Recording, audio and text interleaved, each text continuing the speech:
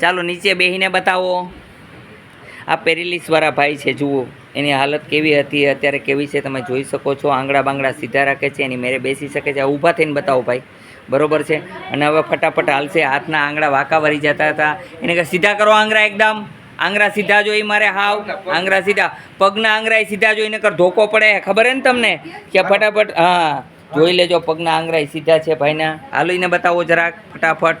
જોવા ભાઈ હાલે છે વ્યવસ્થિત. હા, અને 15 દિવસ નહીં થાય, મેં કીધું એ પ્રમાણે ખોરાક લેશે તો કાંઈ આને ઘઉં નહીં ખવડાવવાના, ચોખા નહીં ખવડાવવાના, બટેટા નહીં ખવડાવતા હો ને, બાકી બધું ખવડાવજો. અને ખાટું ના આપજો. દૂધ આપો વાંધો નહીં, પણ ઓછું.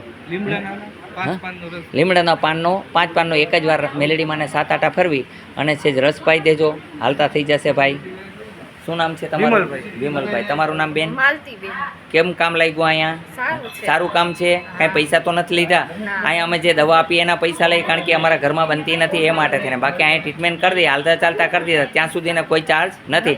આજે ડૉક્ટર પાસે જશો તો બારીએ કેસ કરું છું, એને પૈસા લાગે છે. ખોટી વાત હોય તો કહેજો. 500-1000 રૂપિયા એવા કેસના પૈસા લે છે. તો અહીંયા કોઈ પણ પ્રકારના કેસ કાઢવાના કે કોઈ પણ પ્રકારના પૈસા નથી. જ્યાં સુધી હાલતા ન થાય ત્યાં સુધીના કોઈ પૈસા નથી.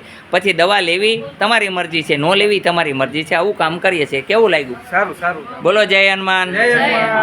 આ ચેતન હનુમાનની જગ્યા છે, જેવું નામ છે તેવું જ હનુમાનજીનું કામ છે. અહીંનો સમય છે સવારે 9 થી 12, સાંજે 4 થી 6. કોઈ પણ પ્રકારની બીમારી હોય તાત્કાલિક ઠીક થાય છે.